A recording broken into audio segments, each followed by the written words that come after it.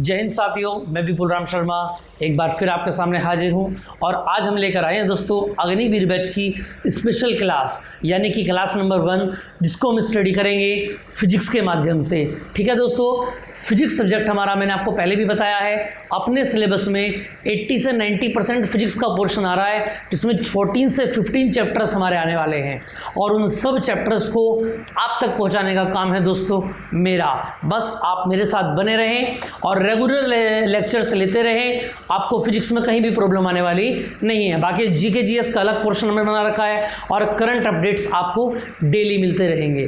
ठीक है दोस्तों, देखें जरा। अब जैसे कि अगर हम बात करें फिजिक्स के अंदर में चैप्टर नंबर 1 से हम स्टार्ट करेंगे अपना काम।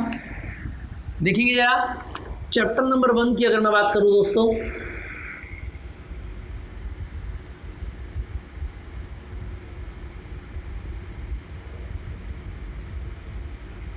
इलेक्ट्रोस्टैटिक। ठीक है, देखेंगे जरा। पहले मैं कुछ टॉपिक्स आपको बता देता हूं जो यहां पर काम आने वाले हैं। ठीक है, जिनके ऊपर हम क्लासेस लेंगे यानी कि हमारे मेन पॉइंट्स जो होंगे इस यूनिट के, इस चैप्टर के, है ना। तो देखेंगे जरा, अगर हम बात करें नंबर 1 फर्स्ट पॉइंट आता है दोस्तों हमारा इलेक्ट्रिक चार्ज। सेकंड की अगर हम बात करें प्रॉपर्टीज ऑफ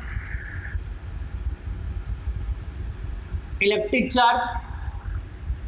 ये सारे इस चैप्टर के हेडिंग है दोस्तों।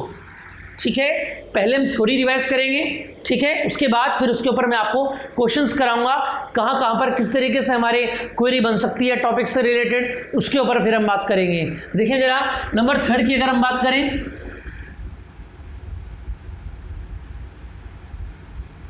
Coulomb's law. नंबर 4 की अगर हम बात करें comparison between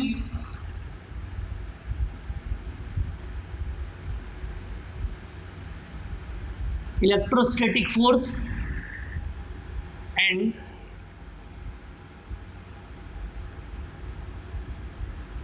gravitational force.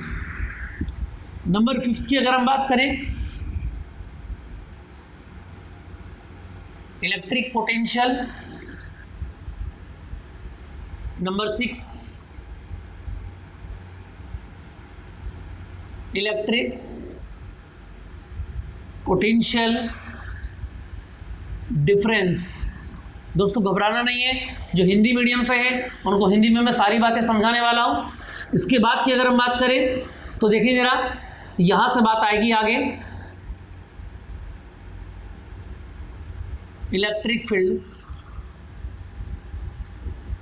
Lines. ठीक है, ये कुछ टॉपिक है दोस्तों जिनको हम इस चैप्टर के अंदर स्टडी करेंगे और इस चैप्टर में यही टॉपिक्स हैं जिनके ऊपर ज़्यादा से ज़्यादा हमारे क्वेश्चंस बनते हैं।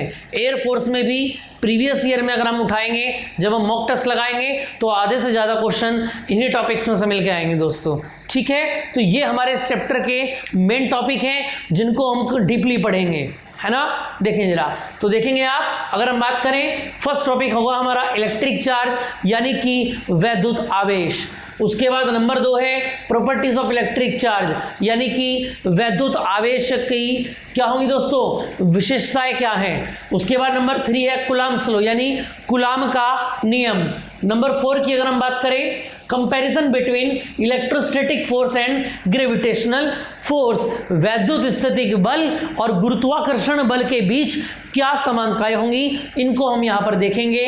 उसके बाद इलेक्ट्रिक पोटेंशियल यानी कि यहाँ पर विभवांतर की बात कर रहे हैं दोस्तों, है ना, विभवांतर क्या होगा, उसके बाद विभव क्या होगा, उसके बाद इलेक्ट्रिक पोटेंशियल डिफरेंस, यहाँ पर विभवांतर की बात कर रहे हैं, ऊपर विभव की बात कर रहे थे, और उसके बाद बात है इलेक्ट्रिक फील्ड लाइंस यानी कि वैद्युत क्षेत्र की बल रेखाएं क्या होंगी, किस तरीके से वे कार्य करेंगी और क्या उनकी विशेषताएं होंगी। ठीक है दोस्तों, इतनी बातें आपको क्लियर हुई। अब एक ही टॉपिक करते हैं, हेडिंग को पढ़ते जाएंगे और उससे रिलेटेड क्वेरी को हम साथ साथ करते जाएंगे।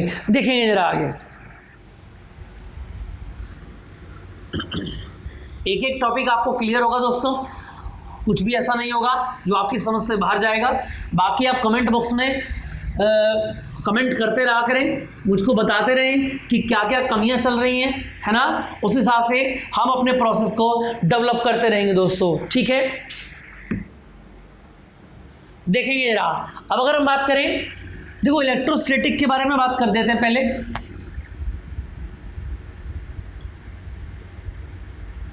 इससे पहले अगर हम बात करेंगे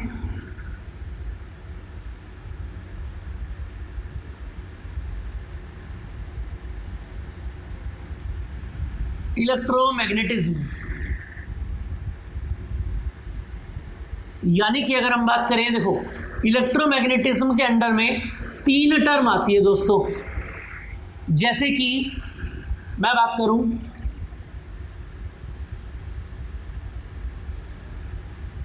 तीन टर्म कौन कौन सी होंगी, देखो जरा। फर्स्ट टर्म होगी कब दोस्तों,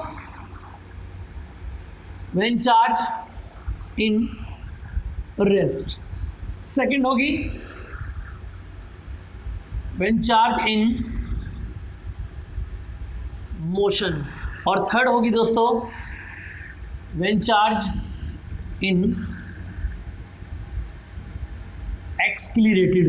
3 बातें हो गई, यानी कि अगर मैं बात करूं चार्ज इन रेस्ट यानी कि स्थिर हो, आवेश कैसा हो दोस्तों, स्थिर हो। दूसरा जब आपका आवेश गति में हो, और तीसरा जब आपका आवेश त्वरित हो। कैसा हो दोस्तों, त्वरित हो, ठीक है। अब ध्यान देंगे आप, ये 3 विषय हैं इलेक्ट्रोमैग्नेटिज्म के। अब ये तीनों विषय किस किस माध्यम से आप पढ़ेंगे, देखें जरा। जैसे पहला आपको बताया गया, जब भी आपका चार्ज कैसा हो, विराम में हो, स्थिर अवस्था में हो, तो उसको हम पढ़ेंगे दोस्तों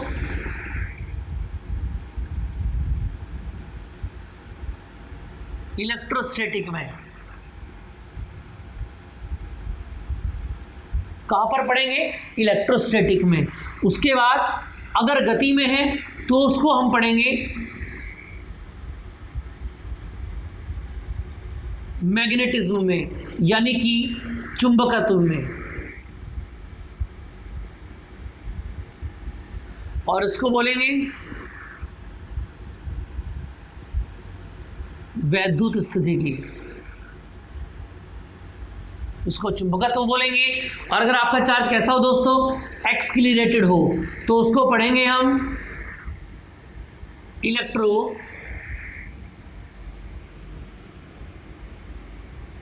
मैग्नेटिक वेव्स, यानी कि इसको ऐसे लिखेंगे आप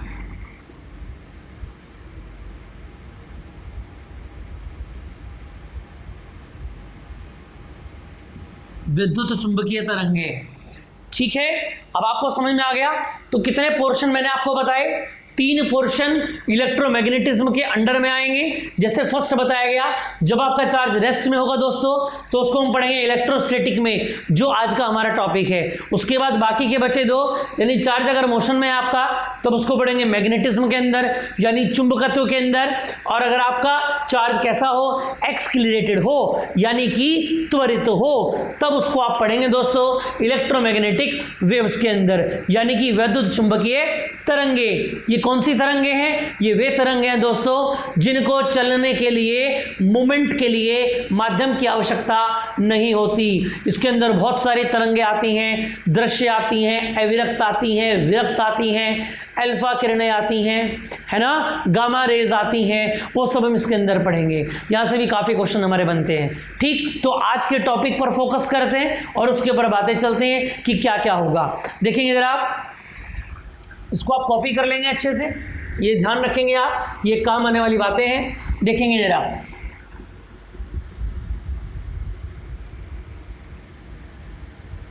ये लो जी, देखें जरा आगे की बात अगर हम करें,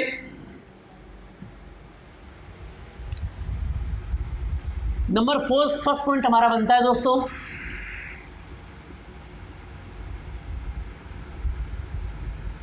इलेक्ट्रिक चार्ज,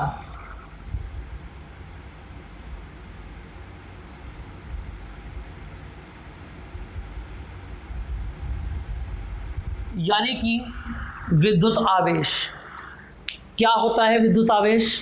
अगर हम यहाँ पर बात करें तो देखें जरा, किसी भी वस्तु के अंदर आवेश की कुछ ना कुछ मात्रा जरूर पाई जाती है ना दोस्तों। अगर यहाँ पर हम बात करें, देखें जरा,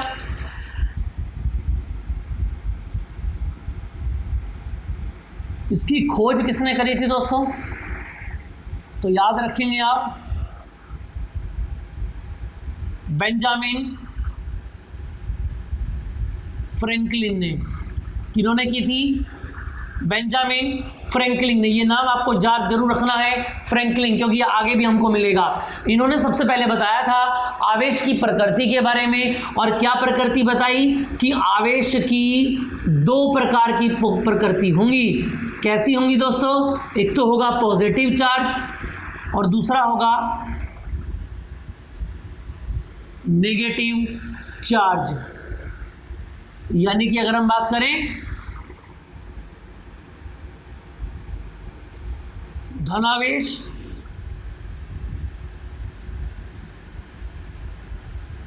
और ऋणावेश। ठीक है, दो तरीके के आवेश होंगे, जिसको हम पॉजिटिव चार्ज बोलेंगे और एक को हम नेगेटिव चार्ज बोलेंगे।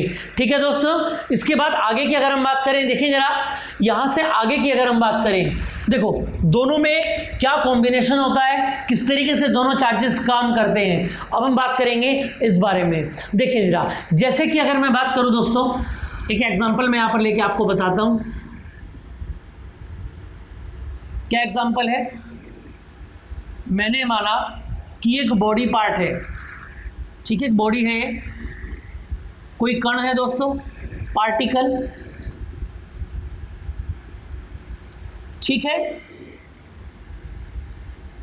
अब इस पार्टिकल में, ये पहले आराम से रखा हुआ था, इस पार्टिकल में से मैंने n इलेक्ट्रॉन निकाल लिए। क्या किया दोस्तों? इस पार्टिकल में से मैंने n इलेक्ट्रॉन निकाल लिए। अब जब इस पार्टिकल में से ये n इलेक्ट्रॉन निकल जाएंगे, ठीक है, तो याद रखेंगे आप, इस पार्टिकल के अंदर अगर देखो चार्ज ऑफ इलेक्ट्रॉन कितना था, E, कितना था, E। इस पार्टिकल में से कितने इलेक्ट्रॉन निकल गए? देखो पार्टिकल के अंदर से जितने इलेक्ट्रॉन निकलेंगे उतने ही इलेक्ट्रॉनों का आवेश उस पदार्थ के साथ में जुड़ जाएगा। अब फिर दोबारा से सुने, देखिए जरा, जैसे आवेश निकालने का फॉर्मूला क्या होता है मेरे पास, Q बराबर N इंटू E। ये आप सभी लोग जानते हैं भाई। किसी भी पदार्थ के, किसी भी कण के अंदर से अगर मुझको आवेश निकालना हो तो उसका क्या फॉर्मूला होता है? Q बराबर Q equal to N into E। ये क्या है? चार्ज ऑफ इलेक्ट्रॉन, है ना। अब यहाँ पर अगर मैं बात करूँ, किसी पार्टिकल में से अगर N इलेक्ट्रॉन निकल जाएं तो याद रखना जितने इलेक्ट्रॉन निकले हैं वो ही उन इलेक्ट्रॉनों का नंबर क्या बनाता है? टोटल चार्ज बनाता है।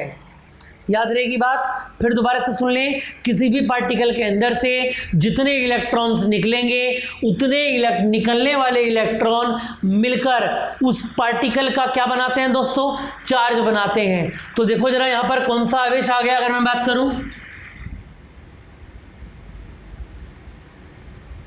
पॉजिटिव चार्ज, यानी कि ये कैसा हो गया? धनावेश। और जितने इलेक्ट्रॉन इसके अंदर से निकले हैं उन्होंने क्या बना दिया है? टोटल चार्ज बना दिया है ना। तो याद रखेंगे आप, देखो व्हेन, यहां से एक बात समझ में आती है, रिजल्ट हमारा क्या निकलता है? When any body is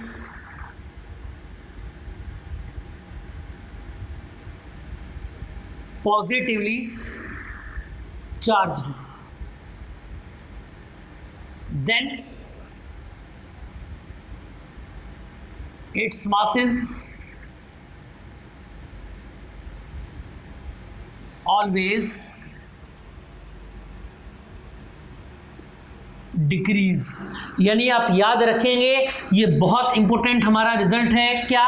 when any body, जब किसी वस्तु को पॉजिटिवली चार्ज किया जाएगा, किसी भी वस्तु को पॉजिटिवली चार्ज किया जाएगा, जैसा कि हम यहाँ पर कर रहे हैं दोस्तों, है ना, चार्ज किया जाएगा पॉजिटिवली, यानी उसमें से नंबर ऑफ इलेक्ट्रॉन निकाले जाएंगे। तो याद रखना, इट्स मास ऑलवेज डिक्रीज, उसका जो दोस्तों द्रव्यमान है, जो उसका मास है, वो हमेशा कम होगा। इसी का उल्टा क्या होगा कि अगर हम किसी भी बॉडी को, any body is negatively charged then its mass always increase. याद रहेगी बात। अगर यहां पर हम क्या करेंगे दोस्तों, ऐसे एक एग्जांपल में फिगर और बना लेते हैं।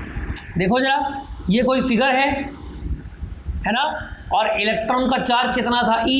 अब हमने क्या किया, इसको नंबर ऑफ n इलेक्ट्रॉन दे दिए दोस्तों, है ना।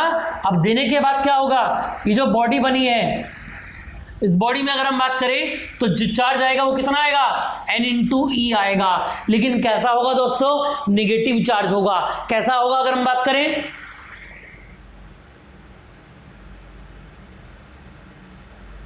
नेगेटिव चार्ज, यानी कि ऋणावेश होगा। इतनी बात समझ में आ गई, यहां तक इतनी बात क्लियर है, कोई दिक्कत तो नहीं है इसमें आगे, ठीक है। देखेंगे जरा आगे। आई होप यहाँ तक की बातें आपको समझ में आ रही होंगी, है ना। मैंने चार्जेस की प्रॉपर्टीज आपको बताई है, किस तरीके टाइप आपको बताई है, चार्जेस की नेचर मैंने आपको बता दिया है। और इस स्टेटमेंट को आप याद रखेंगे ध्यान से, क्या, when any body is positively charged it's masses always decrease. अब यहाँ से आपसे क्वेश्चन पूछा जाएगा कि किसी भी आवेशित कण का द्रव्यमान घटेगा। 4 ऑप्शन दोस्तों आपको वहां पर दिए जाएंगे, बिल्कुल ऐसे ही हूबहू क्वेश्चन आपको प्रीवियस ईयर में मिलने वाले हैं, या आपने प्रीवियस ईयर अगर लगाए हैं तो वहां पर ऐसे क्वेश्चन आपको 100% ऐसे क्वेश्चन मिलेंगे, क्योंकि इन क्वेश्चन के ऊपर ही मैं ये आपको सब्जेक्ट की थ्योरी लेके आया हूं। ठीक है, ज़्यादा डीप में आपको नहीं कराऊंगा कोई भी काम, सिर्फ हमारा काम है जो क्वेश्चन हमारे एग्जाम के अंदर आने वाले हैं उनको हम क्रैक कर सकें, अच्छे से अपने एग्जाम को क्वालिफाई कर सकें, है ना। देखें जरा, इसके बाद की अगर हम बात करें, क्या बताया गया, स्टेटमेंट क्या निकल के आया, any body is positively charged then its mass always decrease. इसको आप ध्यान रखेंगे, ठीक है दोस्तों। इसके आगे की अगर मैं बात करूं दोस्तों, देखें जरा, देखेंगे जरा आगे, यहां से आगे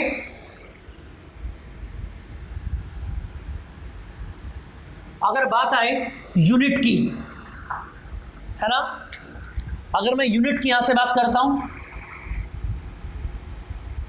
यूनिट ऑफ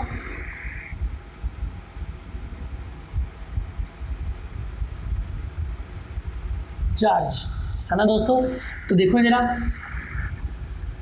Q बराबर कितना होता है, एक फॉर्मूला और होता है IT, ये भी हम लोग जानते हैं, है ना। तो I का मीनिंग क्या होता है, एम्पियर, और इनटू टाइम का कितना होता है, सेकंड, ये सब आप लोग जानते हैं। और एम्पियर इनटू सेकंड क्या कहलाता है, कूलम्ब कहलाता है, यानी कि कूलम्ब कहलाएगा। इतनी बात समझ में आ गई, है ना। ये एक सिंपल यूनिट है हमारी जो हम अब तक पढ़ते आ रहे हैं। अब इससे आगे की कुछ बातें देखते हैं, देखें जरा, जिसको पढ़ने के लिए आप यहां पर आए हैं। अब अगर हम बात करें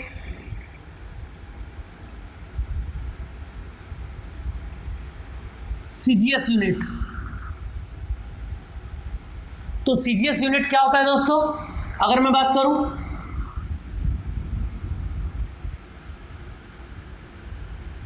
यहां से देख लेते हैं इसको आप,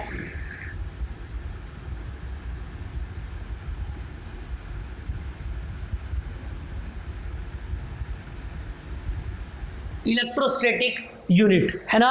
देखिए जरा, इलेक्ट्रोस्टैटिक यूनिट की अगर मैं बात करूं तो इसको क्या बोलेंगे दोस्तों, वैद्युत स्थितिकी मात्रक। आई होप ये बात आपको याद रहेगी, ठीक है। आप देखेंगे यार, इसको हम क्या बोलते हैं, ESU भी इसको बोलते हैं, ये आप याद रखेंगे, आगे भी ये काम आने वाला है, ठीक है। इसका एक दूसरा नाम भी है, अगर हम बात करें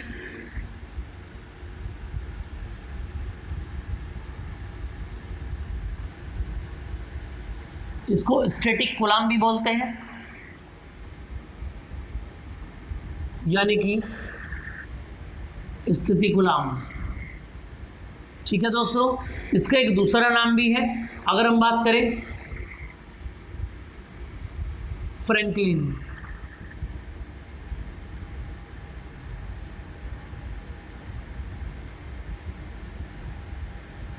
ठीक है, ये सब नाम इसी के हैं। और सीजीएस की अगर हम बात करें तो सीजीएस यूनिट क्या होता है हमारा, ईएसयू, यानी कि इलेक्ट्रोस्टैटिक यूनिट की बात करेंगे दोस्तों। इससे आगे की अगर हम बात करें, देखिए जरा अदर यूनिट क्या होता है। एक यूनिट और होता है दोस्तों, देखो कूलाम हो गया और ईएसयू मैंने आपको करा दिया। अदर यूनिट की मैं बात करूं,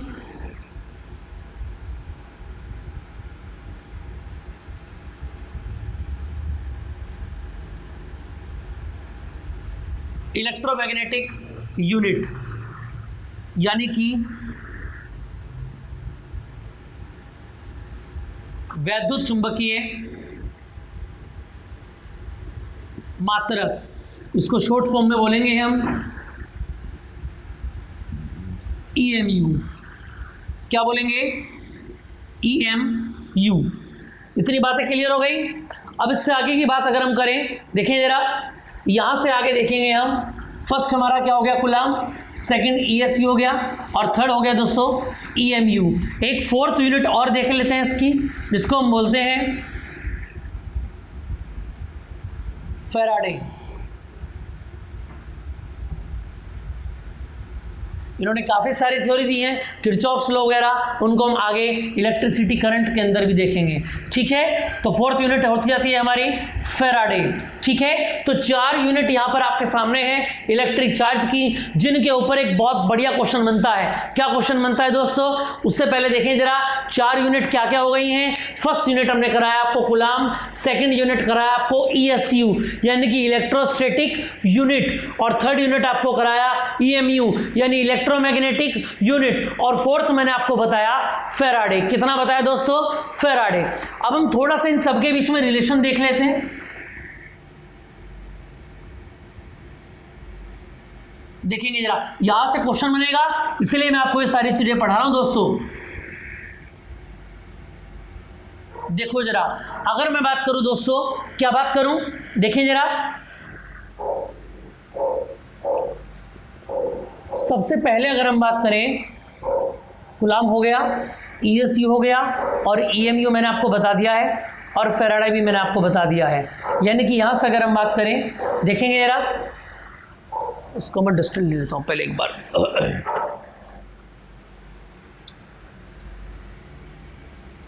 देखो जरा,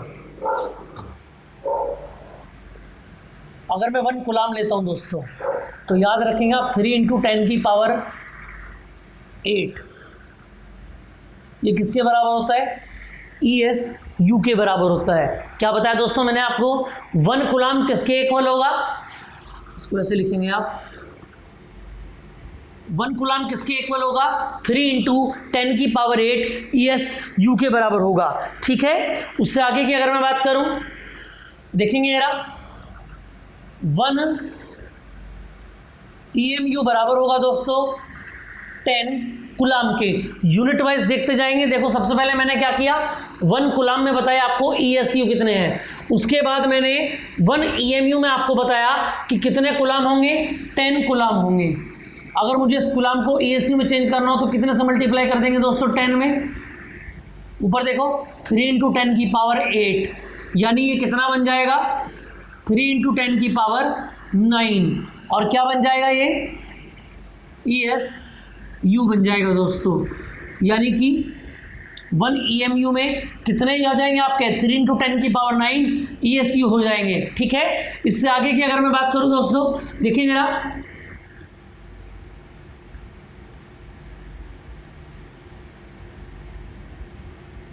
वन फैराडे की अगर मैं बात करूं,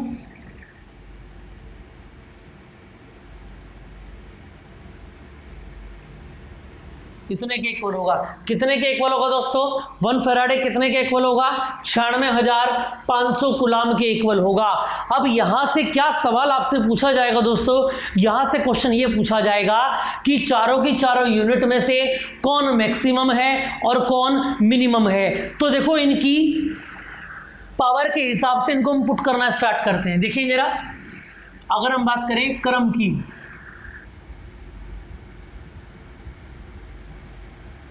देखो सबसे बड़ा कौन है भाई, ईएमयू हो गया। वे एक ईएमयू में कितने ईएसयू हैं, इतने हैं, और इतने यूएसयू किसके बराबर है, कूलाम के बराबर है। और सबसे बड़ा कौन है दोस्तों, कूलाम से भी बड़ा कौन है, फैराडे।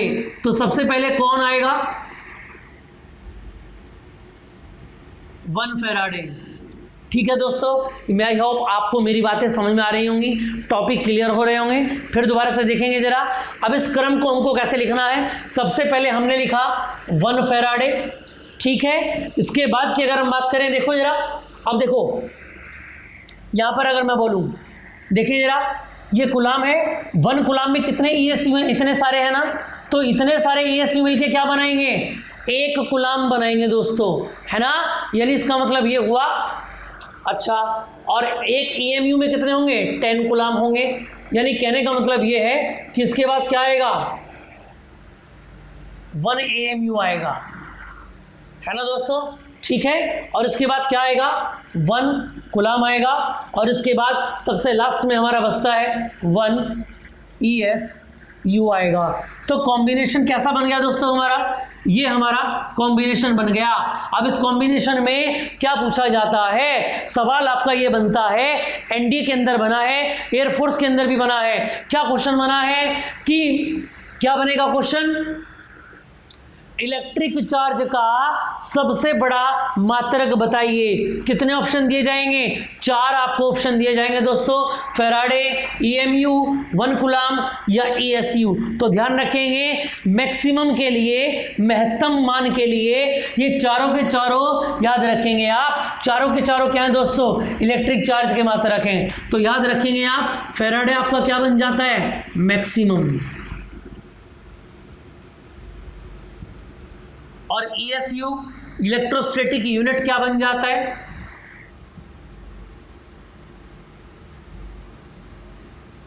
यहां से बढ़िया क्वेश्चन बनेगा, इसको आप ध्यान रखेंगे, इस पे मोस्ट इंपोर्टेंट आप लगा लेंगे दोस्तों। ये पूछा जाता है क्वेश्चन। समझ में आ गई बात, इतनी बात आपको क्लियर हो गई। आई होप ये सारी बातें आपको समझ में आ रही होंगी। मैंने आपको अब तक क्या कराया है, मैंने आपको इलेक्ट्रिक चार्ज के बारे में बताया है, उसकी मैंने आपको नेचर बताया, पॉजिटिव नेगेटिव कैसे कैसे होता है। उसके बाद मैंने आपको यूनिट्स बताए दोस्तों।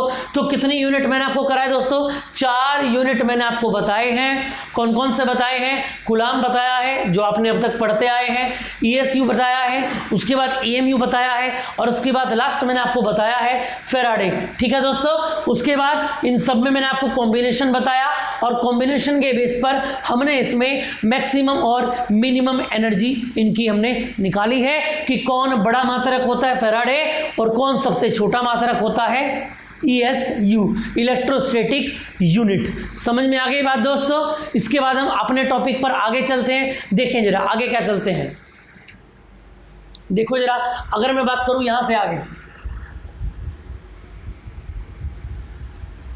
अब इससे आगे क्या पूछा जाता है दोस्तों इस टॉपिक में, इसको आप अच्छे से कॉपी बना के अच्छे से काम कर लेंगे दोस्तों, और इसको आप याद रखेंगे जितना भी काम मैं आपको करा रहा हूं, ठीक है। देखो जरा, अगर मैं यहां से आगे बात करूं दोस्तों,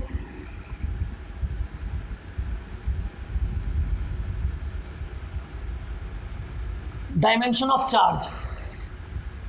देखो, डायमेंशन ऑफ चार्ज के 2 तरीके हैं। एक तो याद रखना भाई, Q इक्वल टू कितना होता है, IT। इससे अगर हम यूनिट निकालेंगे तो कितना निकलेगा, I का कितना हो गया एम्पियर, और समय का कितना हो गया T। इससे यूनिट निकल के आती है हमारी A/T। और दोस्तों याद रखना, एक डायमेंशन इसका डायरेक्ट भी लिख दिया जाता है, जिसको हम डायरेक्ट क्या बोलते हैं, Q। ये बातें आपको बहुत कम जगह लिखी हुई मिलेंगी, लेकिन आप फिर भी इनको याद रखेंगे, है ना। तो जो चार्ज होता है उसका डायमेंशन 2 तरीके से निकल सकता है। एक तो कैसे निकलेगा, इन टर्म ऑफ I/T, और सेकंड निकलेगा इन टर्म ऑफ Q। उसका निकलेगा AT, और इसका क्या होगा दोस्तों, खाली आप Q लिख देंगे। समझ में आ गई बात दोस्तों आप, है ना। तो डायमेंशन आपको क्लियर हो गया कि कैसे इसका डायमेंशन हम फाइंड करेंगे। इससे आगे की अगर हम बात करें, देखो जरा नेक्स्ट बात क्या आती है दोस्तों, अब हमारा टॉपिक आता है प्रॉपर्टीज, है ना।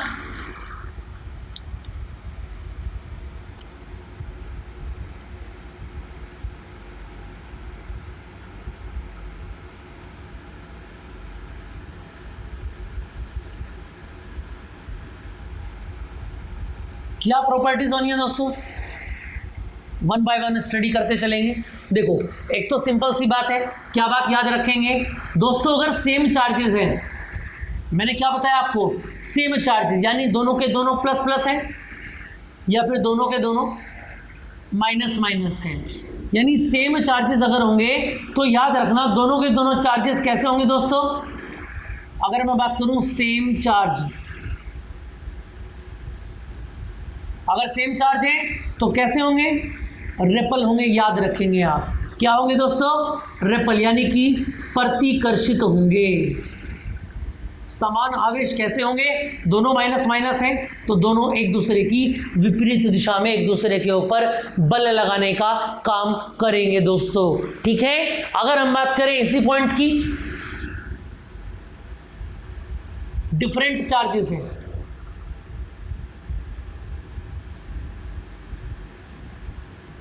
डिफरेंट चार्ज, एक प्लस और एक माइनस, तो क्या करेगा, अपोजिट चार्जेस क्या करेंगे दोस्तों, यानी कि अनलाइक चार्जेस क्या करेंगे, अट्रैक्ट करेंगे, आकर्षित करेंगे, ठीक है। इसके बाद की अगर हम बात करें, एक माइनस और एक प्लस हो, यहाँ पर भी कैसा है, दोनों के दोनों एक दूसरे को अट्रैक्ट करेंगे। आपको ये बात समझ में आ गई होगी जो मैं आपको समझाना चाह रहा हूँ, यानी दोनों चार्जेस अगर एक जैसे हैं तो दोनों एक दूसरे की विपरीत दिशा में जाएंगे, अगर दोनों चार्जेस एक जैसे हैं तो दोनों को क्या करेंगे दोस्तों, एक दूसरे की ओर आकर्षित होंगे, अट्रैक्ट होंगे। इससे आगे की अगर मैं बात करूँ दोस्तों, नंबर सेकेंड प्रॉपर्टी हमारी आती है,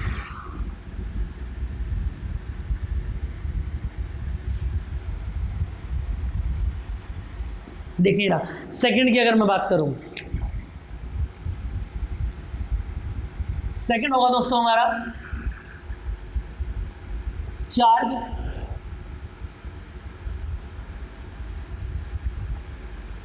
does not depend on mass but mass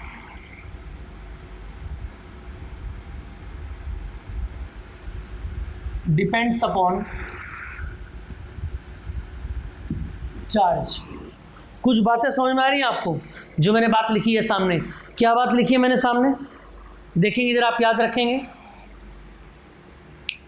charge does not depend on मास, है ना, सॉरी मास नहीं आना है, स्पीड की बात करते हैं यहाँ पर, है ना, पहले हम स्पीड की बात लेकर के चलते हैं।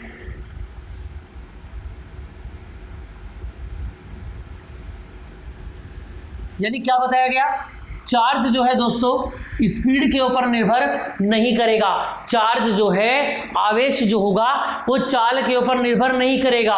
यानी कहने का मतलब ये है कि अगर मेरे पास ये मार्कर है और इस मार्कर में 10 माइक्रोकूलम का आवेश है और इस मार्कर को लेके मैं बहुत तेज भाग रहा हूँ, है ना, या मैं बहुत धीरे चल रहा हूँ, मेरी चाल कभी इंक्रीज हो रही है कभी स्पीड डिक्रीज हो रही है, लेकिन इस मार्कर के अंदर जो चार्ज है 10 माइक्रोकूलम, क्या वो बढ़ेगा या घटेगा, नहीं, उसके ऊपर मेरी चाल का कोई फर्क पड़ने वाला नहीं है। तो याद रखेंगे, charge does not depend on speed but speed depends upon charge, लेकिन जो चाल है वो चार्ज के ऊपर जरूर क्या करेगी दोस्तों, निर्भर करेगी।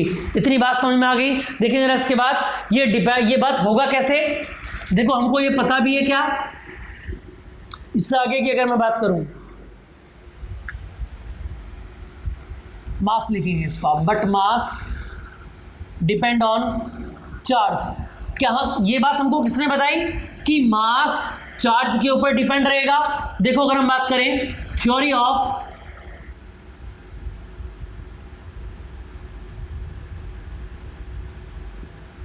रिलेटिविटी, यानी कि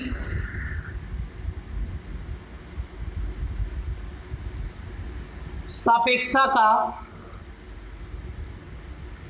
सिद्धांत, और क्या सिद्धांत है दोस्तों, m बराबर याद रखेंगे आप m0 upon √1 minus v² upon c²। इस फॉर्मूले को दोस्तों आप याद रखेंगे, यानी कि कहने का मतलब ये हुआ कि जो मास ऑफ बॉडी होगा वो डायरेक्ट डिपेंड करेगा किसके ऊपर, वेलोसिटी ऑफ बॉडी के ऊपर। इतनी बात याद रहेगी आपको।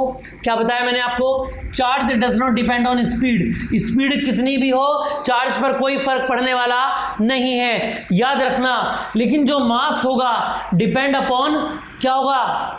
चार्ज के ऊपर होगा, यानी सॉरी स्पीड होगा, ये गलत लिखा गया, यहाँ पर स्पीड आप लिखेंगे, देखो m है ना मास ऑफ बॉडी और v क्या है? वेलोसिटी, यानी कि स्पीड। मास जो है स्पीड के ऊपर डिपेंड करेगा, है ना। कौन नहीं करेगा? चार्ज नहीं करेगा। ऐसे क्वेश्चन बनेंगे दोस्तों, याद रखना। फिर दोबारा से आपको बता रहा हूं कि जो चार्ज होगा, चाल होगी, वो वस्तु की चार्ज, आवेश वस्तु की चाल पर कोई प्रभाव नहीं डालेगा। लेकिन याद रखना जो मास होगा, जो द्रव्यमान होगा, वो चाल के ऊपर निर्भर करेगा, वो तुरंत चेंज हो जाएगा। ये किसने हमको बताया? थ्योरी ऑफ रिलेटिविटी, यानी कि सापेक्षता के सिद्धांत ने हमको बताया। और कितना निकल के आया? m बराबर m0 upon √1 minus v² upon c²। इतनी बात क्लियर हो गई दोस्तों? यहां से आपको बात समझ में आ गई होगी। प्रॉपर्टी नंबर 2 मैंने आपको जो कराया। इसके बाद अगर हम बात करें प्रॉपर्टी नंबर 3 की बात करें दोस्तों, तो प्रॉपर्टी नंबर 3 में क्या बताया गया देखें जरा, देखो जरा।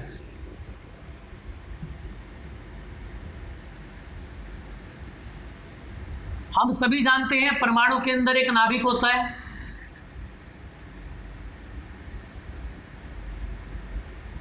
परमाणु के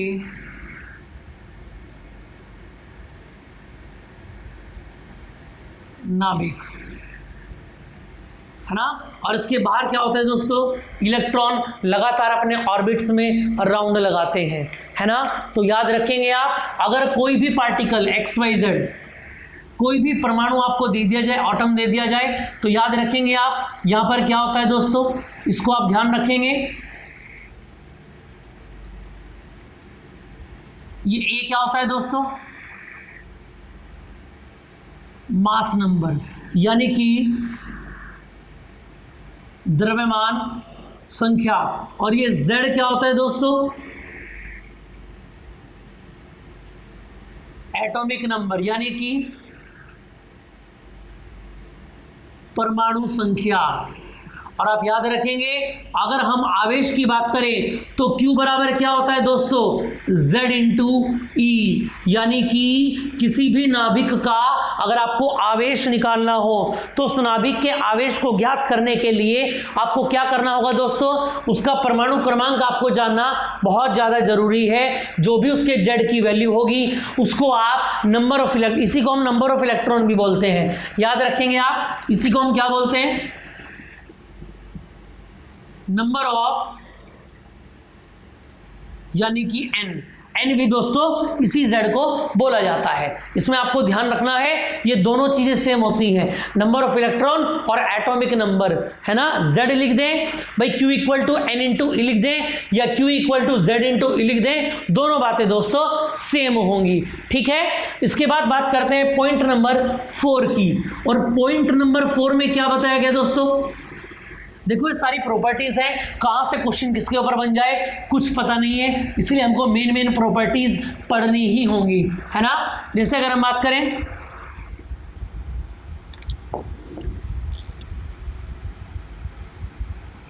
पॉइंट नंबर 4, आवेश का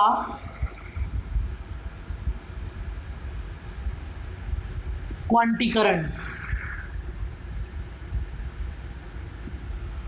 क्यूनोटाइजेशन ऑफ चार्ज। यानी क्वांटीकरण में क्या होता है दोस्तों? अगर हम बात करें आवेश के क्वांटीकरण में क्या होता है, देखो क्वांटीकरण से पहले हम एक बात समझ लेते हैं। क्या? एक ऑब्जेक्ट होता है हमारा E, है ना, जिसकी वैल्यू हम कितनी बता रहे हैं दोस्तों? 1.6 इंटू 10 की पावर माइनस के 90 कूलम्ब। ये किसका आवेश है दोस्तों? हर वस्तु के अंदर इलेक्ट्रॉन पाए जाएंगे और उनमें से एक इलेक्ट्रॉन का, सभी की बात कर लेते हैं, किसी भी वस्तु के अंदर पाए जाते हैं जो इलेक्ट्रॉन, उनमें से इलेक्ट्रॉन का जो आवेश होता है उसको क्या बोलते हैं दोस्तों? उसको क्या बोलते हैं हम? मूल आवेश बोलते हैं। इसी का नाम क्या है दोस्तों? फंडामेंटल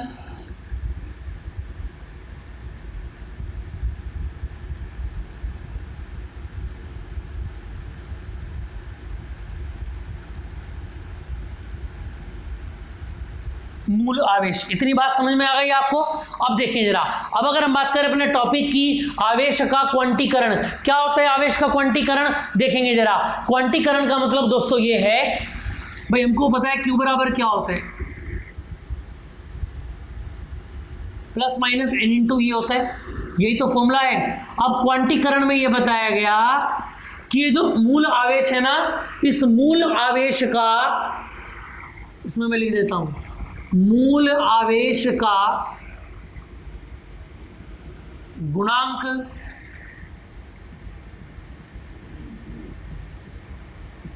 पूर्ण गुणक होता है।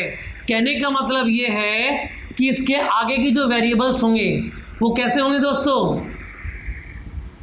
1e 2e 3 9e एंड सोन plus minus n into e, ऐसे इसके गुणक होंगे। पूर्ण गुणक का मतलब आप समझ रहे हैं, यानी कि पूरी पूर्ण संख्या होनी चाहिए, पूरा एक वेरिएबल होना चाहिए, है ना, एक पूरी अचर राशि। जैसे कि अगर मैं बात करूं plus minus 1.2e plus minus 3/2e plus minus 5/2e, इस तरीके से करके ये नहीं होने चाहिए। कुछ बात समझ में आ रही है दोस्तों? आपको मेरी बात, टॉपिक समझ में आ रहे हैं जो मैं आपको करा रहा हूं? देखो, ज़्यादा पैनिक नहीं होना है, ज़्यादा बुक्स आपको नहीं पढ़नी है। अगर आप डेली मेरी क्लासेस से जुड़े हुए हैं तो बस आपको जो मैं कंटेंट आपको करा रहा हूँ इसके ऊपर आपको ध्यान देना है। थोड़ा सा रनिंग में टाइम लगेगा क्योंकि पहली क्लास है आज हमारी, उसके बाद 1 डे 1 क्लास का शेड्यूल हम बनाने वाले हैं क्योंकि हमारे पास दिन भी बहुत कम है। ठीक है दोस्तों, तो उन दिनों के हिसाब से 15 चैप्टर हमको कंप्लीट करने हैं इसके, साइंस के जो आपके सिलेबस में आ रहे हैं, तो उसमें साथ साथ आपको क्वेश्चन भी कराने हैं, मॉक टेस्ट भी देने हैं, है ना दोस्तों? तो याद रहे, हम पर विश्वास बनाए रखें, आपके सारे चैप्टर कंप्लीट होंगे विद प्रीवियस ईयर क्वेश्चंस। ठीक है दोस्तों, है ना? बस आप थोड़ा सा साथ बनाए रखें और चैनल को लाइक करते रहें और रेगुलर अपनी वीडियोस देखते रहें, है ना? देखिए जरा, इसके बाद सारे लेक्चर आप लेते रहेंगे। आपको समझ में आ गया क्वांटिटाइजेशन ऑफ चार्जेस क्या होता है? यानी कि जो आप दोस्तों, ये आपका मूल आवेश है, फंडामेंटल चार्ज, इसका जो गुणांक है वो कैसा होना चाहिए? वो पूर्ण गुणक होना चाहिए, यानी कि वो एक पूरा कंप्लीट नंबर होना चाहिए। वो पॉइंट्स में नहीं होना चाहिए, वो डेसिमल में नहीं होना चाहिए, वो डिवाइडेशन में नहीं होना चाहिए। कैसा होना चाहिए? फुल एक कंप्लीट नंबर में वो होना चाहिए। इसको बोलते हैं दोस्त आवेश का क्वांटीकरण। इतनी बात आपको समझ में आ गई? यहां से क्लियर हो गया, है ना? तो इस तरीके के क्वेश्चन आप ध्यान रखेंगे। इससे आगे की बात करते हैं दोस्तों, देखेंगे जरा।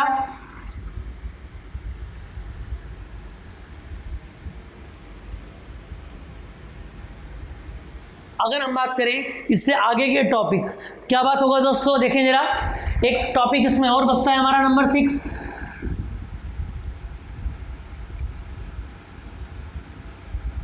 विशिष्ट आवेश, यानी कि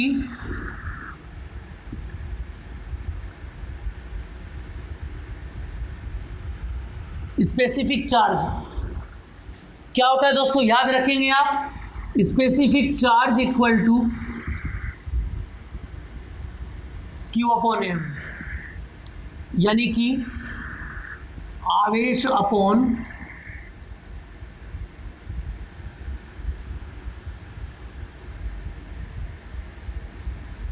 द्रव्यमान। समझ में आ गई बात दोस्तों? अगर मैं यूनिट की बात करूं तो देखो जरा, कितना आएगा यूनिट इसका? क्यू का मतलब क्या होता है दोस्तों? कूलम। आवेश का मतलब कूलम हो गया, और द्रव्यमान का मतलब क्या होता है दोस्तों? केजी। तो क्या हो गया ये?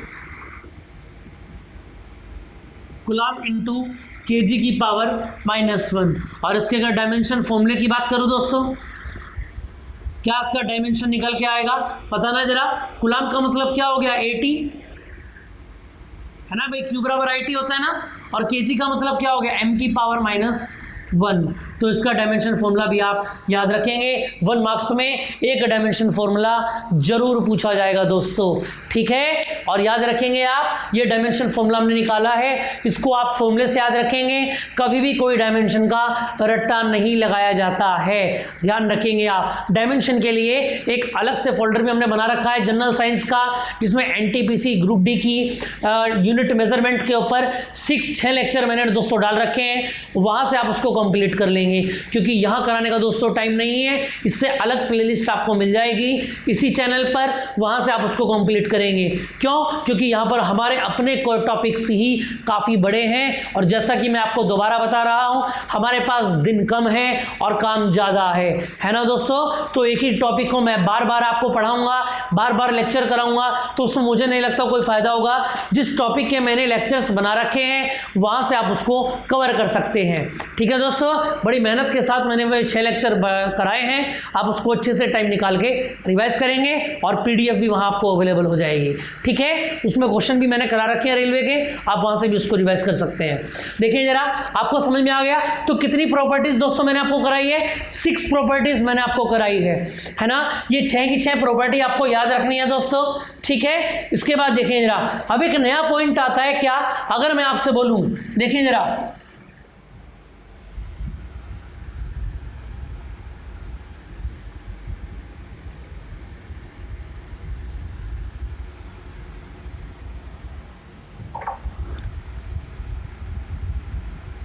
वैद्युत क्षेत्र,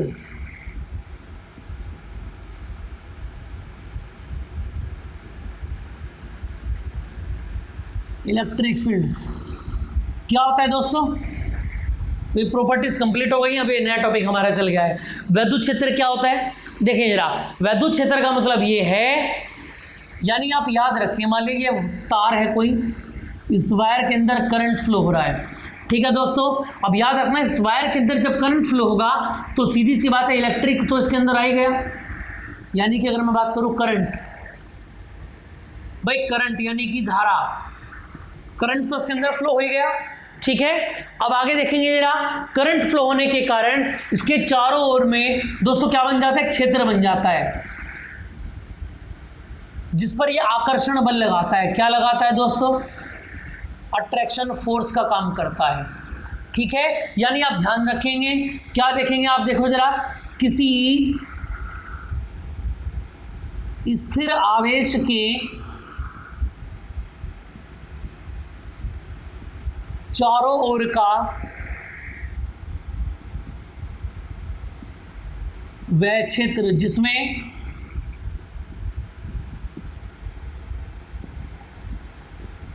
कोई अन्य आवेश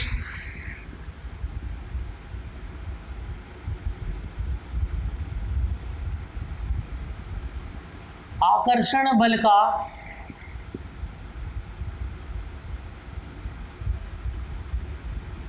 अनुभव करे, क्या कहलाएगा दोस्तों?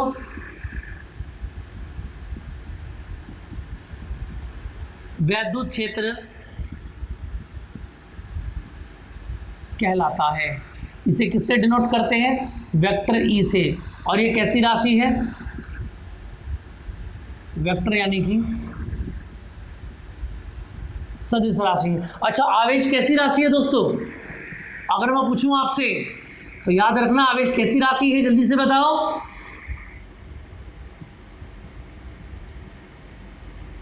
स्केलर।